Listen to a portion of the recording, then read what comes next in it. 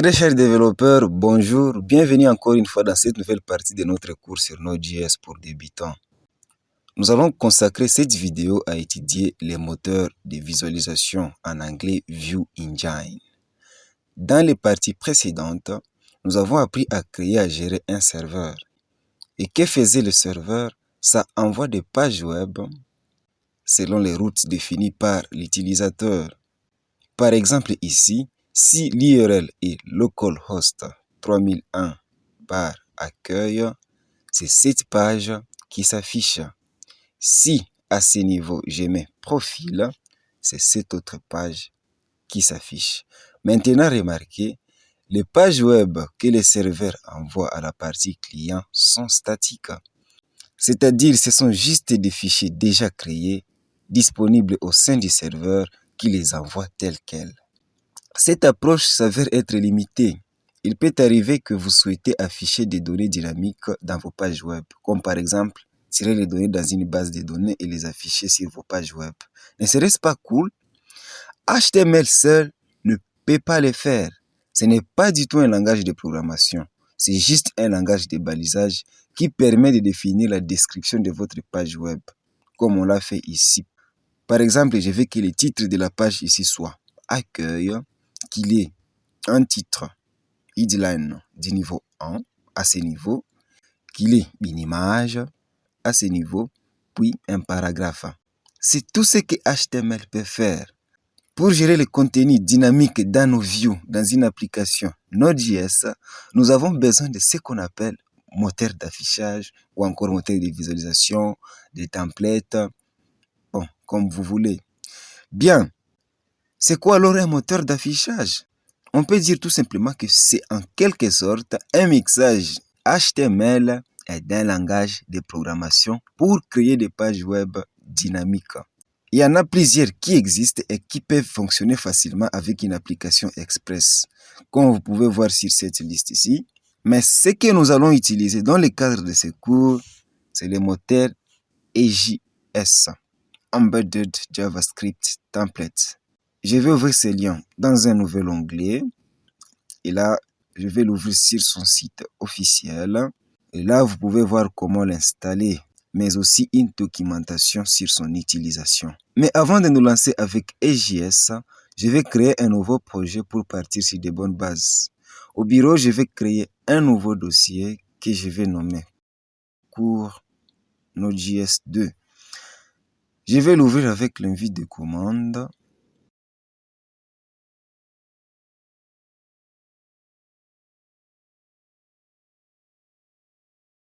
Pour ainsi exécuter la commande code espace point afin d'ouvrir le dossier en question dans Visual Studio Code. Bien, ce que je vais faire premièrement, c'est d'exécuter la commande npm init. Et là, le nom du package, je laisse cours Node.js 2. Version, je laisse telle quelle. Description, je ne vais rien mettre. Je valide. Entry point, je mets app.js. Test commande, je passe. Git repository, je passe. Keyword, je passe. Author, là je vais mettre DRCmind, comme ceci. Licence, je mets ce qui m'est proposé par défaut. Et là, je vais valider. Comme vous pouvez voir, le fichier package.json est créé. Je vais directement installer le framework Express par la commande npm express. Ouf, j'ai mal utilisé la commande, c'est plutôt npm install express.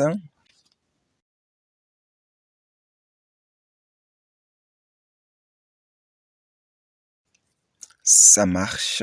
Ce que je vais faire ensuite, c'est de créer un dossier dans lequel je vais placer les views ou encore les fichiers HTML. Le nom du dossier, ça sera IHM pour dire interface en machine. Et là, je vais directement créer mon premier fichier que je vais nommer index.html.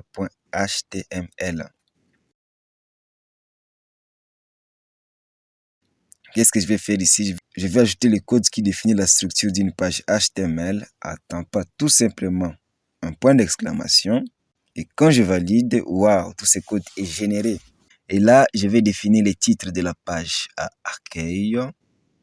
Et dans body, je vais ajouter un div que je vais centrer. Je vais donc inclure du code CSS dans cette balise à l'attribut style. Et là, je souhaite que la largeur width soit de 50% du navigateur. La marge que je vais définir à auto. Ceci nous permettra de centrer ces divs. À l'intérieur, j'aurai un header dans lequel je vais placer un titre du niveau 1, H1. Et là, je vais mettre le nom de l'application. Ça sera Notes App. Bon, c'est en quelque sorte l'application que nous allons créer. Je vais ajouter la balise nav pour définir les menus.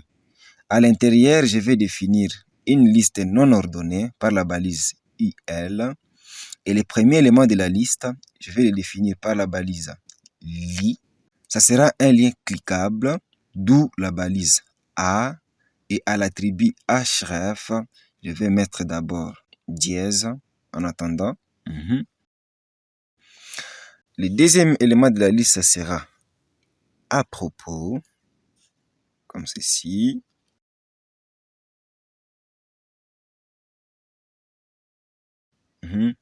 Après les headers, je vais ajouter une section par la balise section et à l'intérieur, je vais ajouter un formulaire. Ça sera par la balise form. Bon, l'action, la méthode, on va les définir prochainement. Là, je vais ajouter une étiquette par la balise label. À l'attribut for, je vais mettre titre. Et l'étiquette en soi, c'est titre. Ça sera une étiquette pour une zone de texte que je vais ajouter par la balise input du type texte. L'id sera titre et l'attribut name, je vais aussi le définir à titre. Je vais ajouter une deuxième étiquette, toujours par la balise label. Ça sera pour les champs description. Et là, je mets description. Comme c'est une description, ça peut prendre un nombre important de caractères. D'où le prochain contrôle, ça sera un text area. Name, je vais mettre description, tout comme à l'attribut id.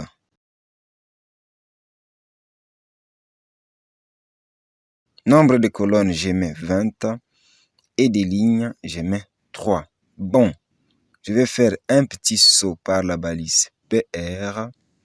Après ça, je vais ajouter un bouton par la balise input du type submit. Et la valeur par défaut du bouton sera enregistrée. Bon, je vais ajouter une balise P ici et ajouter des tirets pour simuler une ligne. Ensuite, je vais ajouter une nouvelle section à ce niveau, section, et là-dedans, je vais ajouter un titre du niveau 2, H2, et comme texte, je vais mettre liste des notes. Dans cette section, nous afficherons la liste des notes. Bien, je vais créer un nouveau fichier que je vais nommer à propos.html.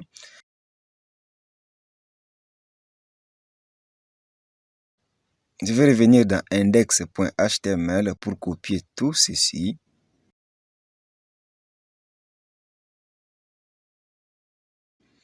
Dans apropos.html, avant de coller, je vais d'abord ajouter la structure HTML. Comme ceci. Le titre de la page, ça sera à propos. Et dans body, je vais coller ce que j'ai copié.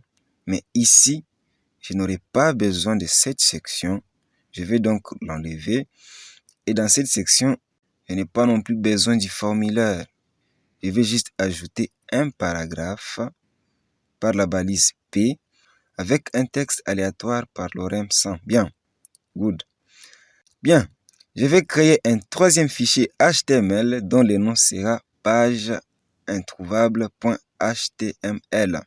Je vais ajouter, comme toujours, la structure HTML. coller la même chose dans la balise. Body.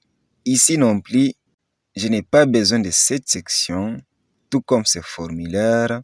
Dans cette section, je vais mettre plutôt un titre du niveau 2, H2. Et là, je mets faux, 0 faux, page introuvable. 404, page introuvable. Aussi, je vais ajouter un paragraphe par la balise P. Le texte sera « Vous avez validé un IRL incorrect ».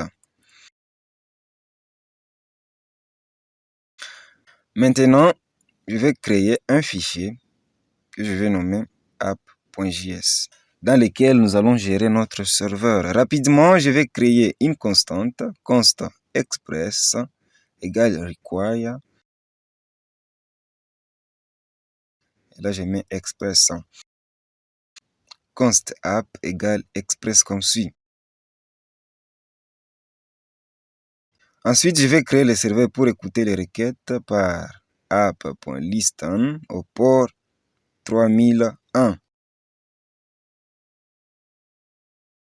Et si tout va bien, sera en train d'afficher sur la console, console.log, attente des requêtes au port 3001. Ensuite, je vais définir les routes. App.get aux routes racines comme premier paramètre. Et en deuxième paramètre, je vais mettre la fonction callback avec requêtes et réponses comme paramètre. Et dans ce bloc, je souhaite envoyer le fichier accueil.html par res.sendFile. Ça se trouve dans le répertoire. Je vais mettre .ihm accueil.html. Et en deuxième paramètre de la fonction sendFile, je vais définir cet objet avec comme attribut route qui prend comme valeur dir name comme suit. Je vais ajouter les statuts de la réponse à ce niveau. Là, on suppose que tout va bien, donc je mets 200. Je vais copier ceci à ce niveau. Ça sera aux routes à propos. Et le fichier sera à propos.html. Ensuite, si l'application reçoit un URL qu'il ne reconnaît pas, on va appeler ceci app.use. En paramètre, la fonction callback qui à son tour va prendre deux paramètres, requêtes et réponses. Et dans ces blocs, bien, ici au lieu de point, j'ai mis point virgule. Je vais donc corriger. Je vais mettre point, tout comme là.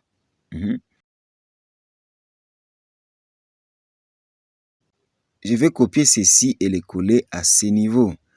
Le code du statut sera à 404. La ressource cherchée par l'utilisateur n'est pas trouvable. Et la page web à envoyer sera page introuvable.html. Bien, dans index.html, je vais définir les routes sur les liens que nous avons définis.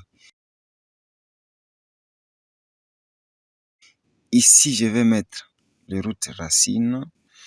Et là, je vais mettre les routes à propos.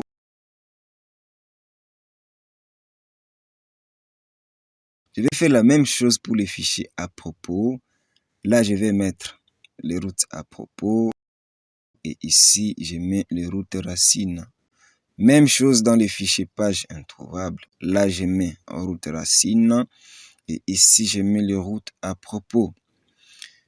Je vais tout enregistrer. Et je vais exécuter l'application pour voir si tout marche. Je vais d'abord effacer l'écran.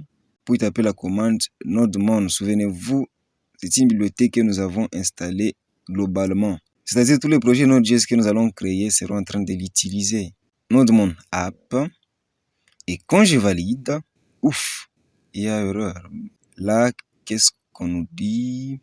Adresse already in use 3001.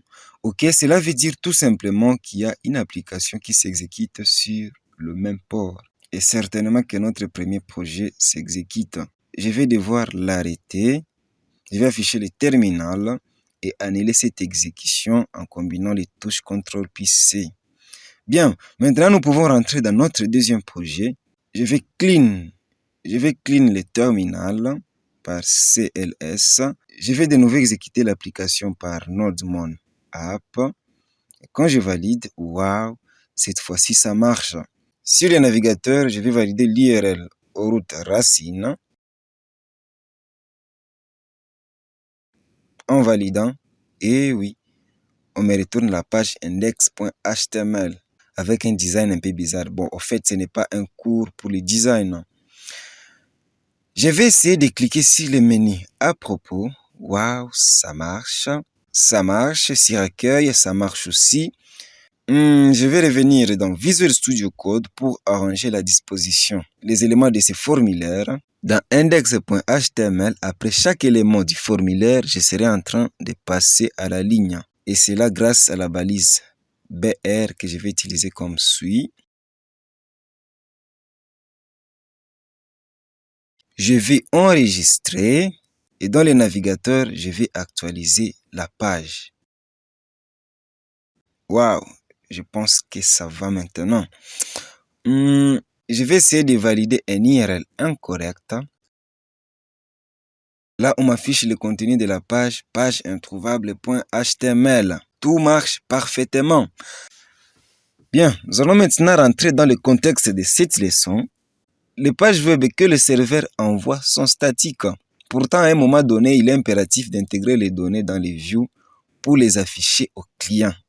Pour ce faire, nous avons dit qu'il faut utiliser un View Engine ou encore un moteur d'affichage. Et nous avons opté pour EJS. Nous allons donc l'installer. Je vais d'abord effacer l'écran. Pouf, c'est laisse. Et juste là, je vais taper la commande npm install EJS. Puis valider. Bien, ça marche. Comme EJS est déjà installé, les fichiers HTML que nous voulons dynamiser doivent maintenant porter l'extension .ejs. Ou soit si vous voulez créer de nouveaux fichiers, bon, ça vous est égal, mais vous allez remarquer d'ici là que bon, ça vaut pas la peine vraiment de le faire, étant donné que le code HTML est valable dans un fichier EJS. Bon, on va y revenir. Je vais donc le faire pour les fichiers à propos, index et page introuvable.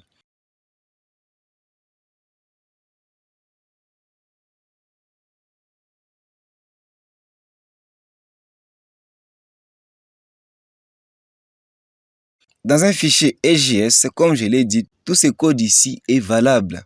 Bien, nous allons revenir dans app.js pour mettre en place EJS dans notre application. Je vais mettre d'abord un petit commentaire, définition du moteur d'affichage.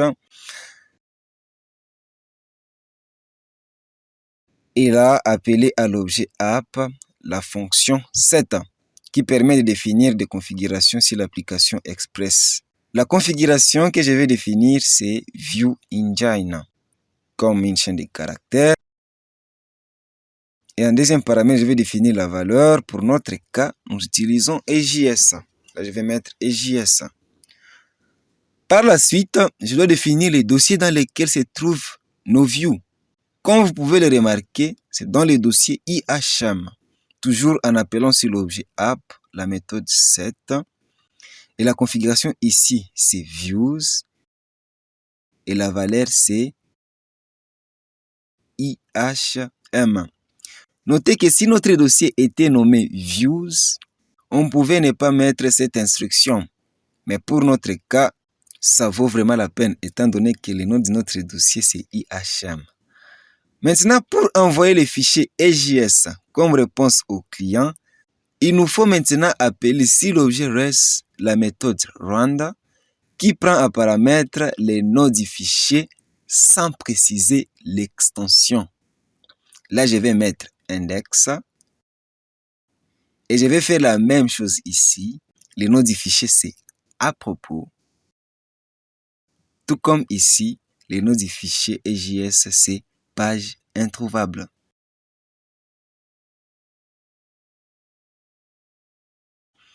Je vais donc enregistrer les modifications et exécuter l'application par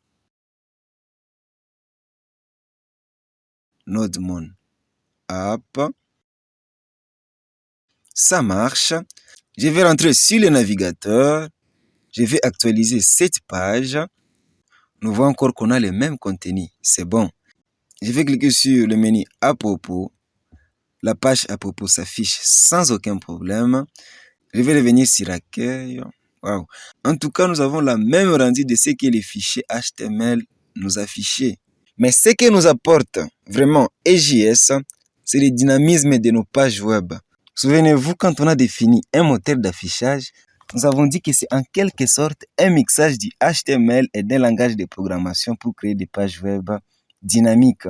Et avec EJS, nous avons la possibilité d'exécuter les codes JavaScript dans la partie View, ou soit, je peux dire entre guillemets, dans le code HTML. Nous avons la possibilité de déclarer les variables, appliquer les structures itératives ou encore les structures conditionnelles. Donc, tout ce que le langage JavaScript peut faire. Je vais rentrer dans Visual Studio Code, précisément dans le fichier index.ejs. Pour appeler du code JavaScript dans ce fichier EJS, on utilise des balises ou des tags selon les cas. Par exemple, pour déclarer une variable, l'instruction doit être dans la balise signe d'infériorité pourcentage et là je mets const nom que j'initialise à Louis Moussole par exemple. Et je dois fermer cette balise par pourcentage puis les signes de supériorité. Il y en a de même pour toutes les structures de contrôle ou encore une instruction JavaScript qui n'impute pas l'affichage d'une valeur.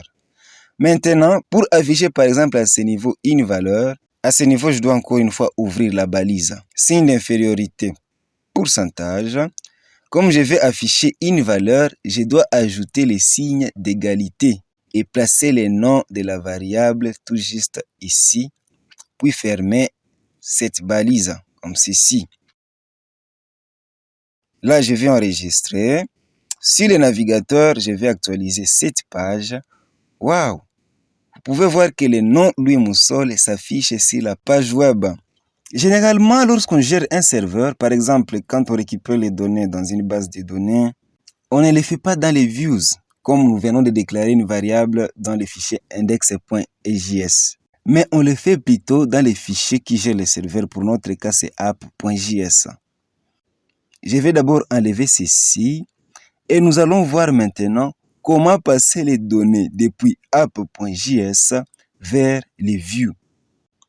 Je vais créer une constante à ce niveau que je vais nommer heure connectée, que je vais initialiser par l'instance de la classe date comme ceci. Et là, je vais convertir ceci en chaîne de caractères en appelant la fonction toString. Maintenant, pour passer cette donnée au fichier index.ejs, je dois ajouter un deuxième paramètre à la méthode rand.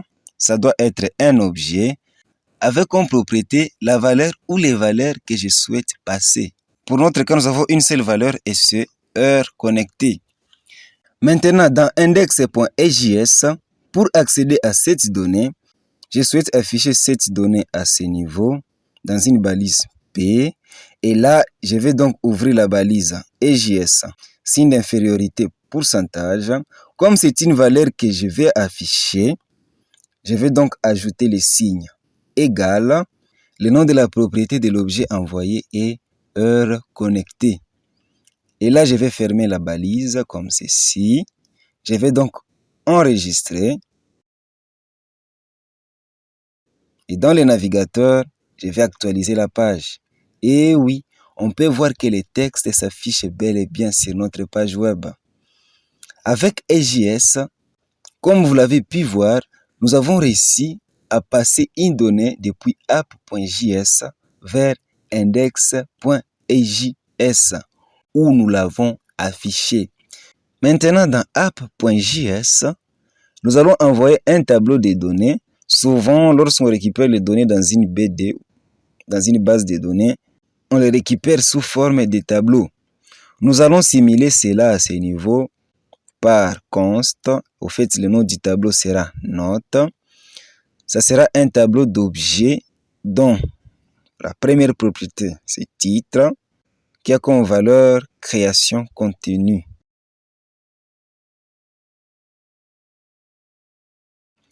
La deuxième propriété desk pour dire description, avec comme valeur créer la 8e épisode du cours.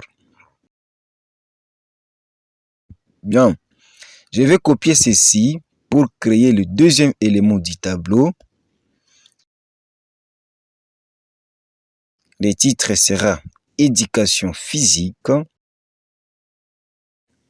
La description sera course à pied. Bien. Et là, comme c'est une donnée que nous souhaitons envoyer à la page index.ejs, parce que c'est là que nous souhaitons afficher les informations se trouvant dans ces tableaux, je vais juste l'ajouter comme deuxième propriété de l'objet qu'on envoie, comme ceci. Bien. Maintenant, dans index.ejs, je vais afficher les contenus de ces tableaux dans cette section. En fait, ça sera une liste non ordonnée. Là, je mets IL. Et à l'intérieur, je dois définir les éléments de la liste. En fait, les éléments de la liste sont les valeurs qu'on retrouve dans la propriété note de l'objet envoyé par app.js, qui est un tableau. Pour accéder à toutes ces valeurs, je dois parcourir cette propriété par une boucle, d'où l'utilisation d'un langage de programmation s'impose. Et oui, merci à EJS qui nous permet d'exécuter du code JavaScript à l'intérieur des views. Ainsi donc, pour définir la boucle, je vais ouvrir la balise signe d'infériorité pourcentage et là je mets for i égale 0, point virgule, i inférieur à la taille du tableau qui est note. Ici je dois appeler la fonction length et là je mets l'itération i plus. Et tout juste ici, je dois ouvrir les blocs d'instruction de cette boucle. L'instruction que je dois utiliser dans cette boucle, c'est un code HTML que je souhaiterais créer pour chaque itération. Or, le code HTML ne doit pas être dans la balise EJS. D'où, je dois d'abord fermer ceci. Cette accolade aussi marque la fin du bloc de la boucle. Au fait, c'est un code JavaScript. Ça doit aussi faire partie dans la balise EJS comme suit. Bien. Maintenant, ici, à l'intérieur du bloc de la boucle, je vais définir ce qui sera fait pour chaque itération. Là, le moteur EJS sera en train de définir la balise HTML lit et à l'intérieur, nous avons besoin d'afficher une donnée provenant d'une variable. Donc, il s'agit d'une instruction JavaScript. Tout simplement parce qu'avec HTML, on ne parle jamais du concept variable. Dans ce cas, nous devons aussi à ce niveau faire appel à la balise EJS signe d'infériorité pourcentage. Et comme c'est une valeur que nous souhaitons afficher, il ne faut pas oublier de mettre les signes d'égalité. Bien, on sera en train d'afficher la valeur du tableau note à l'indice I, à sa propriété titre, comme suit, que nous serons en train de concaténer avec 2 points. Ces 2 points seront aussi concaténés avec la valeur du tableau note, encore une fois, à l'indice I, mais ici, à sa propriété desk. Laisse-moi voir si c'est vraiment la propriété desk. Et oui, c'est bien desk. Et là, je vais fermer la balise EJS comme suit. Je vais enregistrer. Dans le navigateur, je vais actualiser. Waouh, ça marche! Au fait, avec EJS, nous avons la possibilité de mixer les langages de programmation JavaScript et HTML pour nous produire des pages web dynamiques à la limite de notre imagination. Maintenant, ce que nous allons voir par la suite, c'est l'utilisation de la fonction EJS include. Au fait, lorsqu'on crée des interfaces graphiques, il arrive des fois où on répète la même chose plusieurs fois. C'est ce cas par exemple pour notre projet où ce bloc header est défini de la même manière dans les fichiers apropos.js mais aussi dans page introuvable.njs. Le moteur d'affichage EJS nous permet de modulariser nos views en créant des parties indépendantes qui peuvent être appelées selon les besoins.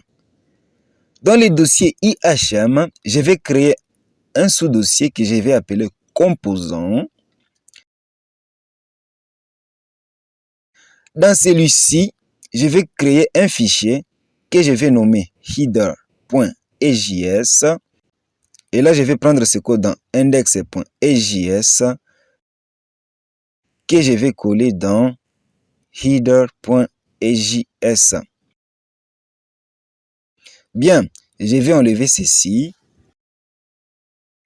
Maintenant, pour utiliser le contenu du fichier header.ejs, dans index.ejs, à ce niveau, je vais ouvrir la balise EJS, signe d'infériorité pourcentage. Et là, pour cette action, je dois définir un tiret, tout juste après l'ouverture de la balise, comme j'appelle la fonction include. Et en paramètre de cette fonction include, je mets le chemin d'accès du fichier à inclure. Ça se trouve dans les dossiers composants et le nom du fichier c'est header. Pas question de définir l'extension. Et là, je vais fermer la balise EJS. Je vais copier ceci dans le fichier apropos.ejs. Au lieu de tout ceci, je vais juste mettre ça et ça va faire l'affaire. Tout comme dans le fichier page introuvable.ejs.